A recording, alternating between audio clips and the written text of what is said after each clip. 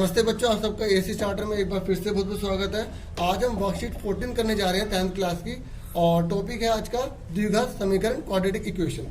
Quadratic equation इसको कहा जाता है जिसमें x की जो पावर है सबसे बड़ी वो 2 होनी चाहिए।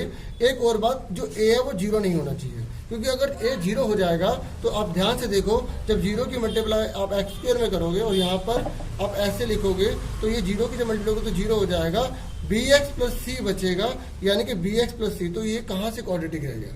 ठीक है, थोड़ा सा कंसेप्ट मैंने आपको समझा दिया कि क्वाड्रेटिक के अंदर जो सबसे बड़ी पावर है वो 2 होनी चाहिए। ठीक है, और यहाँ पर हम वन वेरिएबल पढ़ रहे हैं। वन वेरिएबल का मतलब होता है कि उस पूरी इक्वेशन में या तो x होगा या y होगा या k होगा। कहने का मतलब है कोई भी एक वेरिएबल होगा। ठीक है, तो आपको ये समझ में आ गया क्वाड्रेटिक इक्वेशन हम कौन सी पढ़ने जा रहे हैं जिसकी पावर जो है वो 2 है क्वाड्रेटिक में और वन वेरिएबल है। कौन सा? One variable. अब हम इसके फटाफट क्वेश्चन कर लेते हैं। ठीक है, ये हमारा 4th चैप्टर है।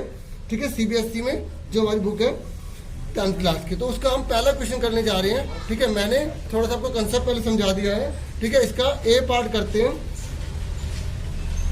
और वर्कशीट में भी हमें अच्छे से समझा रखा है कि उसे कैसे करना है। ठीक है, और ये क्वेश्चन मैं आपको करवा रहा हूँ, आपको पता लगेगा आपको कितना सही था।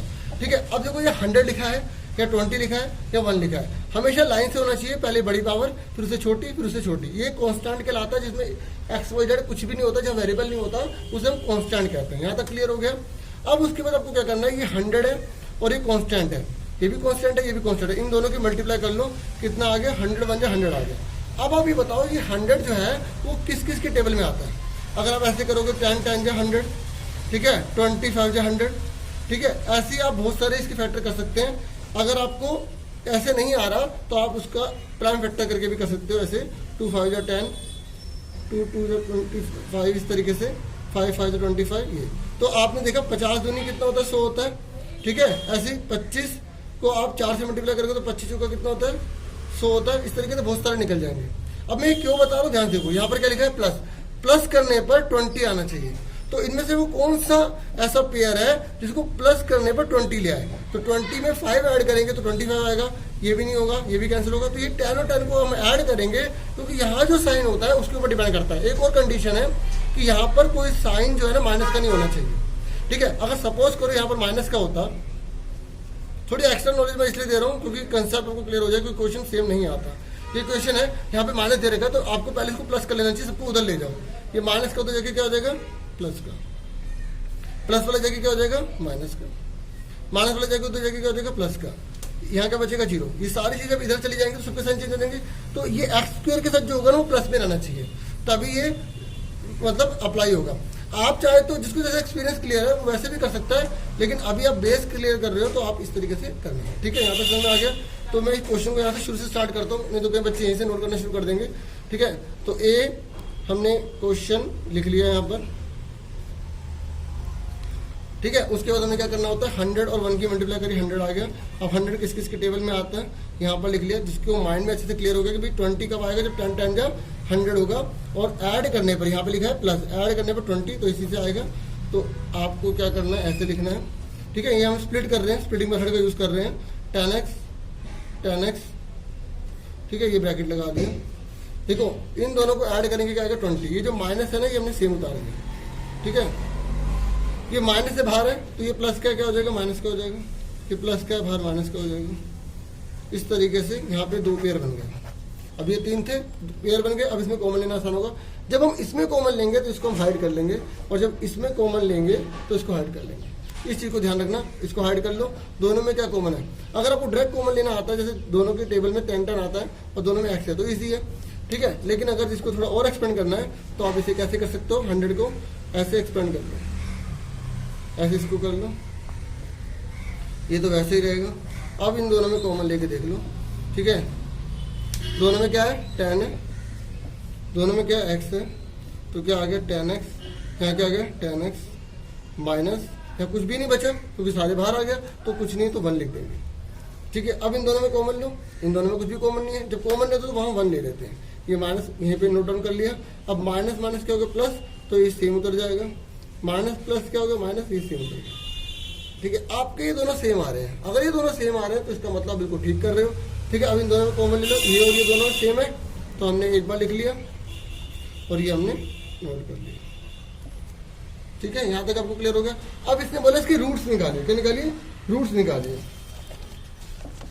तो रूट्स निकाल लो, रूट्स आर, तो पहला क्या है 10x minus 1 is equal to में 0, आप देख सकते हैं, है ना। तो इस तरीके से इसको 0 के इक्वल लिखा, तो 10x is equal to minus का 1 जाके प्लस का हो गया, और ये मल्टीप्लाई में जो 10 है इधर जाके डिवाइड हो गया, तो हमारा ये आ गया, पहले वाला निकल गया। दूसरे वाला निकाला, दूसरे वाला भी यही था 10x माइनस 1, आप देख सकते हैं, है ना। इस तरीके से हमने इसको भी ऐसे ही सोल्व कर लिया जैसे ऊपर वाला हमने करा था, तो ये हमारा आ गया। तो रूट्स हमारे कौन सा आ गया, 1/10 1/10 आ गया। आप एक स्टेटमेंट और लिख देना, ठीक है। अब आ जाओ इसके बी पार्ट पे, ठीक है। मैंने पहले वाले पार्ट में बहुत ज़्यादा टाइम लिया था क्योंकि एक एक चीज़ अच्छे से बतानी थी, दूसरे वाले में इतना टाइम नहीं लूंगा। अब फटाफट आप खुद ही बता सकते हैं, 6 2 कितना होता है 12, ठीक है। यहाँ लिखा है माइनस, माइनस करने पर कुछ नहीं होता, इसके आगे क्या मानेंगे 1, तो माइनस करने पर 1 आना चाहिए। तो कैसे आएगा, देखो 6 2 12 होता है, 4 3 12 होता है, तो 4 में से 3 जाएंगे तो क्या आएगा 1, तो इसका मतलब हमें ये पेयर लेना है, ये पेयर नहीं लेना है। ये आप रफ में कर सकते हो, जिसको माइंड में अच्छे से आ गया वेरी गुड, ठीक है। शुरू में एकदम नहीं आता, सीखना पड़ता है। तो इस तरीके से हमने 4 में से 3 गया, 1 आ गया। देखो मैं ब्रैकेट का यूज़ कर रहा हूँ, इससे ये होता है कि कोई इफेक्ट नहीं पड़ेगा, हमेशा बड़ी रकम पहले छोटी रकम बाद में लिखोगे, बाहर जो माइनस है ना उसकी जब मल्टीप्लाई होगी तो अपने आप एडजस्ट हो जाएगा, ठीक है। ये देखो 4x क्या है, प्लस का है, तो क्या हो जाएगा माइनस का, माइनस का 3x है, क्या हो जाएगा प्लस का। अब ये और ये 2 पेयर बन गए, इन दोनों में कॉमन ले लो, क्या कॉमन आएगा। अगर आप डायरेक्ट ले सकते हो तो अच्छी बात है, दोनों के टेबल में, ठीक है, 2 आता है। इस तरीके से 2 के टेबल में दोनों आते हैं, तो 2 और दोनों में x है, x, 2 3 जा 6, 2 2 जा 4, तो खाली क्या बचा 2 बचा। इन दोनों में क्या कॉमन है, कुछ नहीं, तो 1 लिख लिया, 3x माइनस का 2, ये दोनों सेम है, इसको एक बार लिख लिया, हालांकि इसे कॉमन ले रहे हैं, तो अंदर क्या बचा 2x प्लस 1, ठीक है। अब निकालो रूट्स आर, तो पहले वाला इसको सॉल्व कर लो, 3x माइनस 2 इक्वल टू में 0 लिखा, 3x इक्वल टू कितना आ गया 2, x कितना आ गया 2/3, ठीक है। और आप एंड करके नीचे करके लिखना, ठीक है, ऐसे रफ माना जाता है। 2x प्लस का 1 जाके माइनस का हो गया, माइनस 1/2 आ गया। तो इस तरीके से आपको 2 आंसर आ गए, 2/3 और माइनस 1/। अब सी पार्ट हमारे सामने है, 300 दे रखा है यहाँ पर और यहाँ 2 दे रखा है। सबसे पहले आपको लाइन से लिखना मैं ऑलरेडी बता चुका हूँ। अब 300 की 2 में मल्टीप्लाई कर लो, कितना आ गया 600 आ गया, ठीक है। अब कौन सा पेयर है जो माइनस करने पर 1 ले आएगा, तो आप यहाँ पर पहले प्राइम फैक्टर कर लो, क्या कर लो, प्राइम फैक्टर कर लो। तो इस तरीके से जब आप प्राइम फैक्टर करोगे तो आपके पास क्या आ जाएगा, ये आ जाएगा आपके पास। अब इनमें से ऐसा पेयर बना लो जिससे आपका माइनस करने पर क्या आ जाए 1 आ जाए, यानी कि हमने क्या किया 2 2 जा 4, 4 3 जा कितना होता है 12, 12 2 जा कितना होगा 24, ठीक है। और ये 5 जा 25, देखो 25 और 24 जब हम इसमें माइनस करेंगे तो हमारा 1 आ जाएगा। इसका मतलब हमने ये पेयर ले लेना है 24 और 24 वाला, ठीक है। तो फटाफट आप इसे नोट डाउन कर लो, 25x 24x माइनस का 300, ठीक है। हमने बाकी सारा सेम उतारा है, बस यहाँ पर एक ये जनरेट हो गया। अब आपको क्या करना है, इसमें कॉमन लेना है, ठीक है। अब देखो इसमें कुछ भी कॉमन नहीं है, सिर्फ x कॉमन है, x लिखा, यहाँ पर क्या बचा 2x 25, इन दोनों में माइनस है तो यहाँ पर 2x आएगा, है ना। यहाँ क्या आएगा ब्रैकेट में 2x आएगा, तो यहाँ क्या कॉमन होना चाहिए 12 कॉमन होना चाहिए, ठीक है। आप चाहे तो इसके फैक्टर भी कर सकते हो, जो मैंने पिछले क्वेश्चन में कराया था, ठीक है। पूरा कर सकते हो ऐसे 2, देखो ऐसे कर सकते हो 2 2 जा 4, 4 3 जा 12, 12 टू 24, ठीक है। ऐसे ही 300 के पूरे फैक्टर करके फिर इसमें ऐसे ऐसे कॉमन ले सकते हो, ठीक है। अब बार बार ऐसे करवाऊंगा तो टाइम ज़्यादा चला जाएगा। उम्मीद करूंगा आपको क्लियर हो गया होगा, नहीं आया तो आप बता सकते हैं, ठीक है। तो अब इसमें इससे डिवाइड करके देखो क्या आएगा 25 आएगा, और देखो माइनस बाहर लिया है तो ये क्या हो जाएगा प्लस हो जाएगा। अब ये दोनों सेम आ गए, इसका मतलब आपने बिल्कुल सही करा है, ये आ गया x माइनस 12, ठीक है। अब आपको क्या निकालने हैं, रूट्स निकालने हैं। तो फॉर रूट्स के लिए आप क्या करोगे 2x प्लस 25 इक्वल टू में 0 ले लोगे, तो आपका आंसर कितना आ गया 2x। ये सारी चीज़ रफ में है, ठीक है, ये आपको नहीं करनी है। इक्वल टू में माइनस का 25 हो गया, और x इक्वल टू कितना आ गया माइनस का 25/2 आ गया। एंड दूसरे वाला क्या है x माइनस 12 इक्वल टू 0, तो x कितना आ गया आपको 12 आ गया। इस तरीके से आपको मैंने तीनों पार्ट करवा दिए। अब हम सेकंड क्वेश्चन करने जा रहे हैं। देखो सेकंड क्वेश्चन में बोला गया कि 2 संख्याओं को ज्ञात करो यदि उनको जोड़ने पर 27 आए और गुणन करने पर 182 आए। Find two number whose sum is 27 and product is 182। अच्छा, कुछ बच्चे ये भी डाउट कर सकते हैं कि जैसे सेकंड चैप्टर में हमने sum of zero product of zero निकाला था, तो हमें इसमें नहीं निकालना है। ठीक है, ये फोर्थ चैप्टर है, इसमें खाली रूट्स निकालने होते हैं। और इसमें क्योंकि आपको मैं बता चुका हूँ कि 1 वेरिएबल होगा, उस वाले चैप्टर में जो हम करते थे तो एक्स और वाई 2 वेरिएबल लेते थे, है ना। तो उसमें क्या होता था, लीनियर होता था, मतलब 1 पावर होती थी। यहाँ पर 2 पावर है लेकिन 1 वेरिएबल है, इस बात को ध्यान रखना। अगर आपको दोनों चीजों को कंपेयर करना आ गया तो आप इजीली क्वेश्चन कर लोगे। तो यानी कि ठीक है, आपको इसे कैसे करना है, इसे क्वाड्रेटिक में बना के करना है। अब बच्चे कहीं क्वेश्चन पूछते हैं कि हमें एग्जाम में कैसे पता चलेगा कि वो क्वाड्रेटिक मतलब 4th चैप्टर से है या 3rd चैप्टर से। आप उसकी इक्वेशन बनाओ पहले, ठीक है, आपको खुद ही क्लियर हो जाएगा कि वो 1 बन सकती है नहीं 1 बन सकती है। अगर वो 1 बन जाती है मतलब पावर 2 में आ सकती है तो वो 4th चैप्टर है। ठीक है, ये थोड़ी सी मेहनत आपको खुद करनी पड़ेगी। अब इस क्वेश्चन में आ जाओ, इससे थोड़ा आपको आइडिया अच्छा हो जाएगा। इसने बोला 2 नंबर आपको निकालने हैं जिनको जोड़ने पर 27 आता है और मल्टीप्लाई करने पर 182 आता है। तो मैंने मान लिया लेट फर्स्ट नंबर, जो मैंने फर्स्ट नंबर है वो मैंने क्या मान लिया, एक्स। हिंदी वाले लिखेंगे माना पहली संख्या बराबर एक्स। ठीक है, इतना तो लिख देंगे आप। ठीक है, एंड सेकंड नंबर को क्या मान लिया हमने। अब यहाँ वाई नहीं मानना, ठीक है, क्योंकि इसने दे रखा है कि दोनों का टोटल कितना 27 है। तो अगर एक एक्स है तो दूसरा क्या होगा 27 माइनस एक्स। सपोज करो किसी एक के पास 10 रुपए हैं तो दूसरे के पास कितने होंगे, 27 में से आप 10 घटा के पता नहीं लगा लोगे 17। तो हमें दोनों का टोटल दे रखा है ना, तो हमने एक को एक्स मान लिया तो दूसरा उसमें से घटा दिया। ठीक है, अब उसके बाद अकॉर्डिंग टू क्वेश्चन कर देंगे। उसने क्या बोला, दोनों को प्रोडक्ट मतलब गुणा करने पर 182 आता है, तो दोनों को मल्टीप्लाई करने पर ये वाला नंबर और ये वाला नंबर, इन दोनों को मल्टीप्लाई करने पर कितना आता है 182 आता है।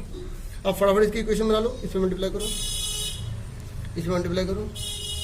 और मैंने आपको क्या बताया था कि x के ऊपर जो पावर होती है वो माइनस की नहीं होनी चाहिए। हालांकि माइनस वाले बच्चे क्वेश्चन कर लेते हैं, लेकिन अभी शुरू में ऐसा मत करो, इसे प्लस में कन्वर्ट करो। आपको क्या करना चाहिए, इसको उधर ले जाना चाहिए। तो आप ध्यान से देखो, यहाँ 0 होगा क्योंकि इन दोनों को इधर लेके जा रहे हैं। ये माइनस का एक्स स्क्वायर की जगह क्या हो जाएगा, प्लस का 27x है माइनस का हो जाएगा। उसके बाद मैंने आपको क्या बताया था कि हमेशा लाइन से लिखना होता है। एक्स स्क्वायर है, पहले लिखेंगे बड़ी पावर, उसके बाद उससे छोटी पावर, उसके बाद 182। अब 0 इधर लिखो या इधर लिखो, बात तो एक ही है ना। ठीक है, यहाँ तक वो क्लियर हो गया। अब उसके बाद क्या करेंगे, वही इसके फैक्टर करेंगे। 182 की 1 में मल्टीप्लाई करी, कितना आया 182। इसके क्या कर लेंगे, प्राइम फैक्टर कर लेंगे। 2 9 जा 18, 2 1 जा 2, ठीक है, 13 7 जा और 7 1 जा 7। तो 7 2 जा कितना होता है 14 और 13 का 13, तो ऐड करने पर कितना आ रहा है 27 आ रहा है। ठीक है, 27 आ रहा है। इसका मतलब हमें तो बहुत इजीली पता लग गया, यहाँ प्लस करने पर 27 चाहिए। तो देखो 14 और 13 को जब ऐड करोगे तो 27 आएगा। ठीक है, इस तरीके से मैंने आपको क्या बताया था, इन दोनों को आपको एक साथ लिख लेना है। हमेशा बड़ी रकम पहले लिखना, छोटी रकम बाद में लिखना। ठीक है, इससे क्या होता है प्लस माइनस का झंझट ज़्यादा खत्म हो जाता है और कंसेप्ट इजीली क्लियर हो जाता है। तो कंसेप्ट क्लियर हो जाता है, फिर टफ क्वेश्चन आप जैसे मर्जी कर सकते हो, माइनस लगा के भी कर सकते हो। अपने आप नहीं लगाना माइनस, क्वेश्चन में देखोगे तब। ठीक, तो इस तरीके से यहाँ पे 2 पेयर बन गए। अब उसके बाद आपको क्या लेना है, कॉमन लेना है। इसमें भी एक्स है, एक्स माइनस 14 आ गया। इन दोनों में क्या है माइनस का 13, ये आ गया एक्स माइनस प्लस माइनस, और इसको इससे डिवाइड करोगे। खुद सोचो 182 है ना, जब आप यहाँ पे 13 हटा दोगे तो क्या बचेगा, 7 दूनी 14 तो बचेगा। और ये दोनों क्या आ गए, सेम आ गए। क्या आ गए, सेम। और जब दोनों सेम आ गए तो आप उसको एक बार लिख लेंगे। हालांकि वो कॉमन लेते हैं, मैं आपको बता चुका हूँ। इस तरीके से आ गए। तो आपके रिक्वायर्ड नंबर्स क्या आ गए, रिक्वायर्ड नंबर हिंदी में जो आवश्यक संख्या जो थी वो कौन सी आ गई। यदि रिक्वायर्ड नंबर इफ अगर x जो है 14 है, क्योंकि माइनस का 14, देन ठीक है, मतलब यहाँ x से मतलब फर्स्ट नंबर। अगर फर्स्ट नंबर आपका, या फर्स्ट नंबर लिख लो, फर्स्ट नंबर 14 है तो दूसरा नंबर क्या होगा 13 होगा। 2 आंसर लिखने होते हैं बच्चे ना, एक लिख के आ जाते हैं। इसको आप यहाँ पे सोल्व करके देख सकते हो। माइनस 14 इक्वल टू 0 हो जाएगा, x इक्वल टू कितना का 14, और and x minus 13 equal to 0, तो x इक्वल टू कितना आ गया 13 आ गया, है ना। ये चीज़ है ना। तो आप ध्यान से, अगर फर्स्ट नंबर 14 हुआ तो सेकंड नंबर क्या होगा 13, और हो सकता है फर्स्ट नंबर में 13 मान लो, क्योंकि ये थोड़ी बोला कौन सा बड़ा कौन सा छोटा है। अगर फर्स्ट नंबर 13 है तो देन सेकंड नंबर क्या होगा 14 होगा, क्योंकि दोनों को ऐड करने पे क्या 27 आ रहा है। तो बच्चे इसको तो लिखाते हैं, ये चीज़ लिखना भूल जाते हैं, तो इस वजह से नंबर उनके कट जाते हैं। इस तरीके से मैंने आपको तीनों चीज़ समझा दी। उम्मीद करूँगा आपको क्लास काफ़ी इन्फॉर्मेटिव लगी होगी। ठीक है, और वीडियो को लाइक शेयर सब्सक्राइब करना मत भूलेगा। Thank you for watching.